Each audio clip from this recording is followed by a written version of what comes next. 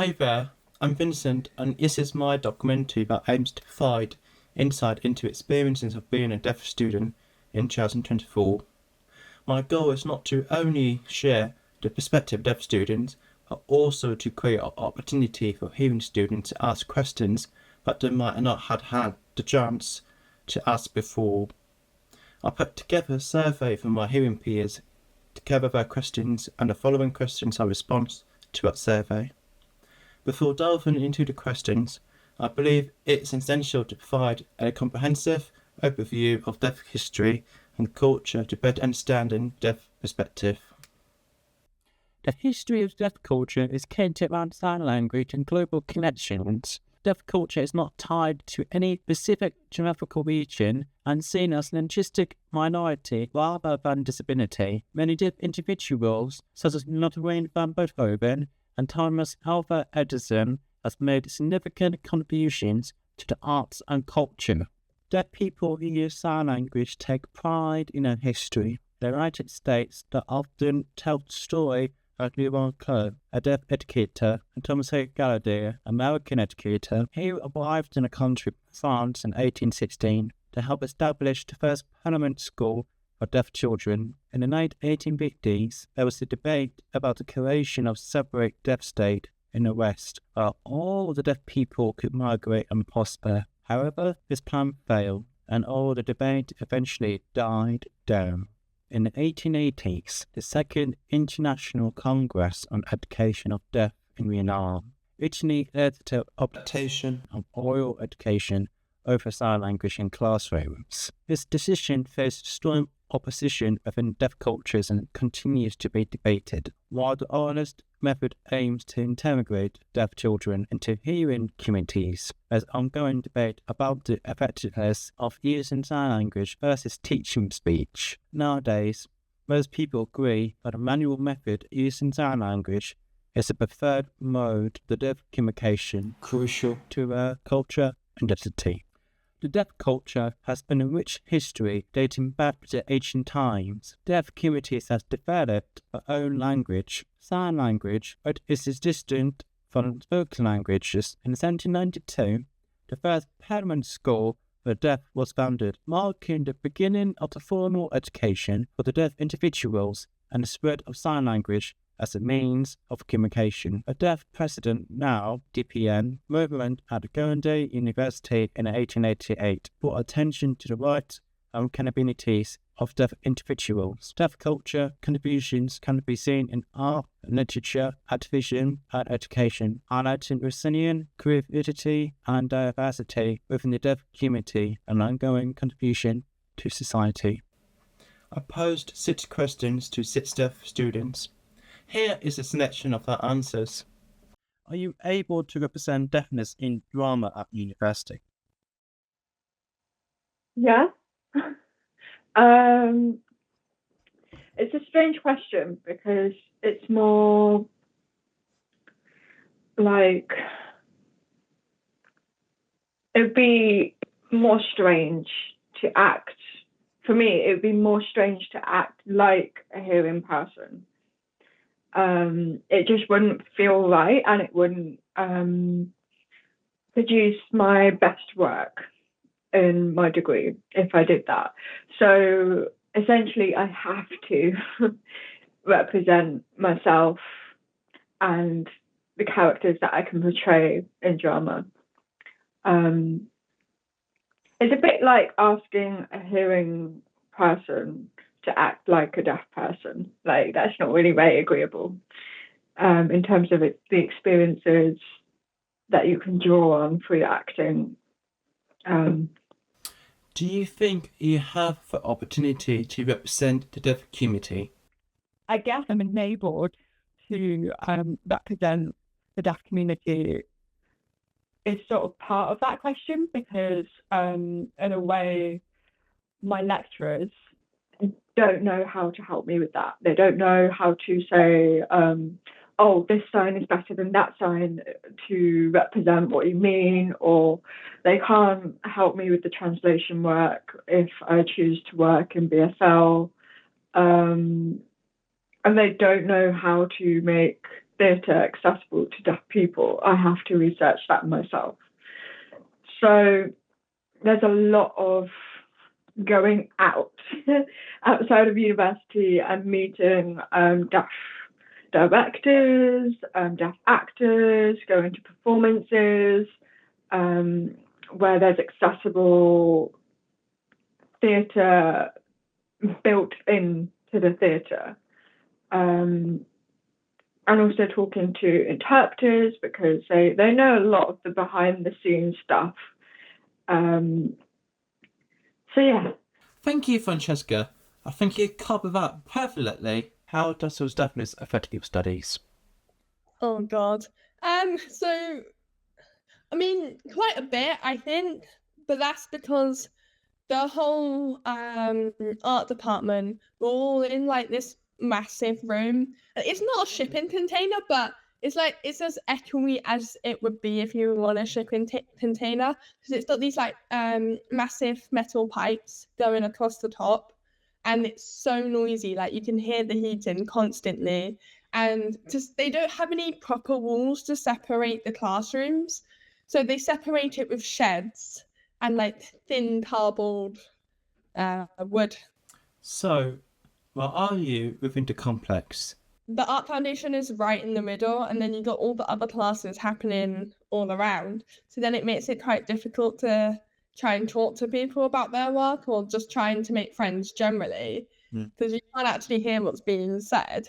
Like whether that's because of the heating, the noise levels of the other class, or the fact that it's just really echoey in there.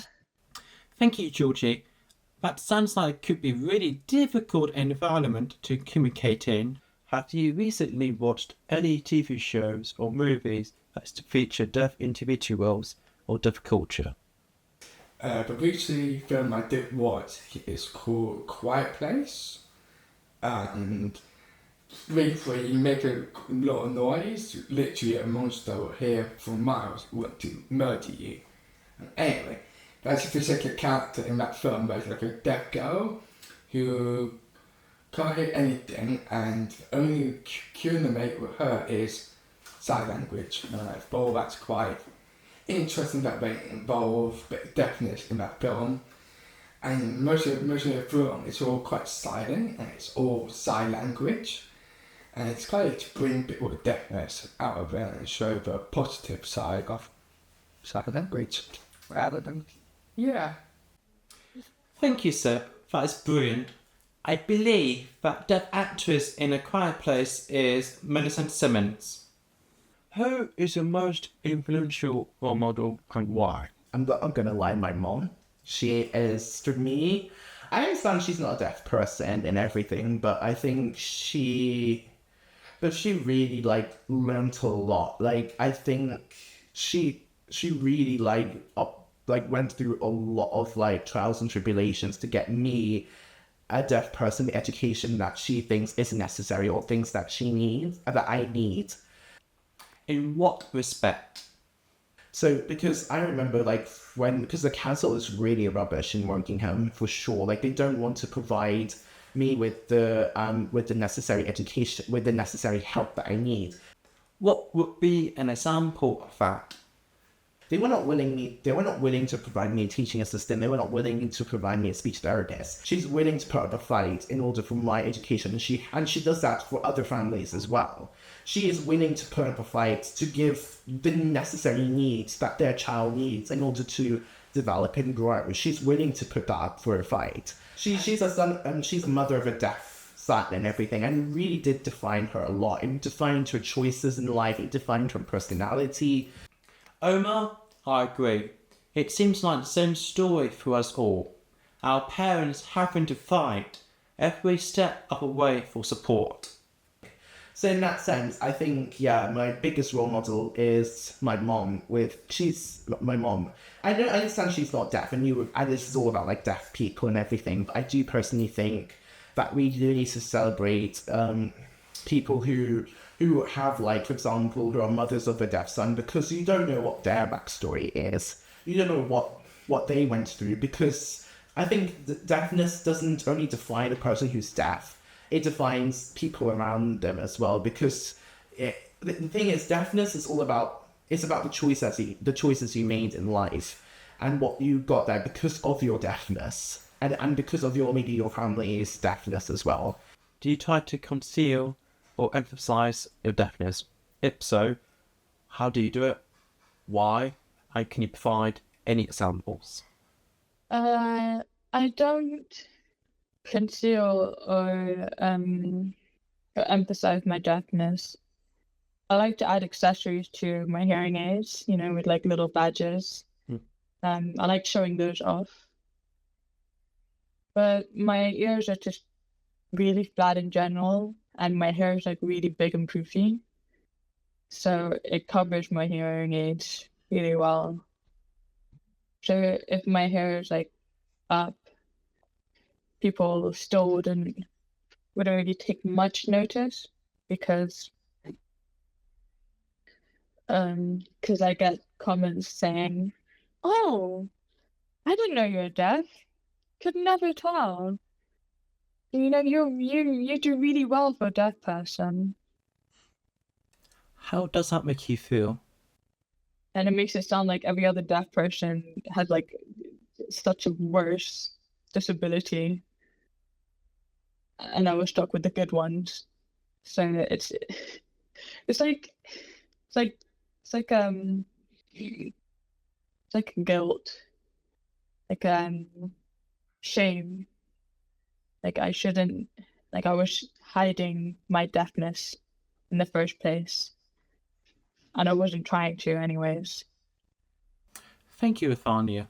I think we all feel guilty at times when we are in the company of someone who struggles to speak. If you could ask one thing of others to help or make your life easier around your deafness, what would it be? First thing, do what we've all done and, start speaking clearly. Have you seen how many hearing people mumble? It's infuriating. I hate it. I tried to talk with my flatmates, and all they seem to do is mumble. I go, "Hey, good morning," and they go, "Boom, boom, boom," and I go, "Boom, boom, boom," back to them, and they go, "Boom, boom, boom." I genuinely believe some hearing people converse in mumble. My video has been all about the deaf perspective, but now from a mum's perspective of a deaf son. It was extremely difficult at first. The hardest part was trying to understand when Vincent was a baby why he wasn't talking. And it took us 6.5 years to find out that Vincent, yourself, was deaf. You went to the audiology several times, and it was when you were 6.5, I demanded that they do another test on you to try and find out what's wrong with you, why you weren't talking. And they carried out a different test, and then that's when they diagnosed you as being profoundly deaf in both ears. You were going to normal school at that stage. They transferred you to a different school, a primary school, with a hearing impairment unit. So therefore you would get some help. They would take you out of a couple of lessons each week, although it's an all primary school, so you didn't get that much help considering you couldn't talk at that stage. 6 months later, they recommended you to have cochlear implants, and that's where they had to operate on you, implants these devices to enable you to hear, and you had one on each side called cochlear implants, and it was then that you started to hear. But that took about 6 months for you to start hearing because they would turn it on gradually. Otherwise it would be too much of a shock to you because you weren't able to hear anything. So when they turned it on gradually, you started to, pick up on your speech, starting to learn how to say certain words and what they actually meant. You started the learning process and you persevered. You knew you had a hard task in front of you, but then we started finding out, because your hearing impairment teacher at the primary school, she used to work at a deaf school called Mary Hare. Now, she was the one who informed us that you should go there if we could get the funds for you to go there, because it was quite expensive.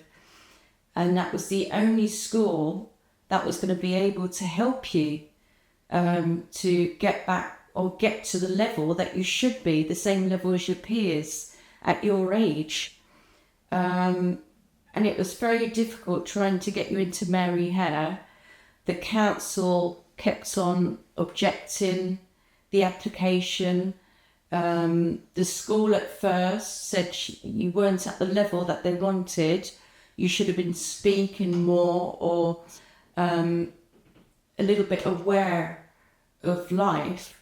But your teacher who used to work there appealed against it and told the school that you were an intelligent boy and you picked things up really easy, which you did. I mean, before you started learning how to talk, you used to be able to lip read. And that was absolutely phenomenal, because you couldn't understand what we were saying, but then you could understand by lip reading. And that it was absolutely amazing. So getting you into Mary Hare was extremely hard work.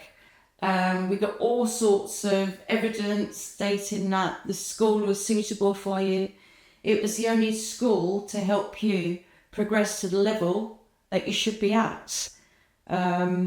We had to get evidence from consultants, the John Radcliffe Hospital, the deaf consultants there, the local doctor. We had to get evidence of every teacher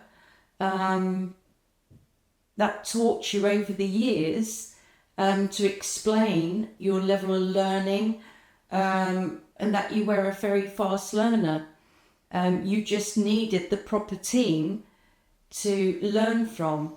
And Mary Hare, because there were such small classes, 8 to 10 students or pupils in a room, you would get a better quality of education, apart from going to a secondary school where you would feel the same as you did in primary school, whereas you'd be the odd person who had a hearing impairment. Whereas if you went to a deaf school, everyone would be at the same level as you, so you wouldn't feel like the odd one out. And so you're fighting an uphill struggle. So we had to get you to Mary Hare, and we fought very, very hard to get you there. And eventually, it prevailed. You got in. And that was the best thing that ever happened to you. Because look where you are now.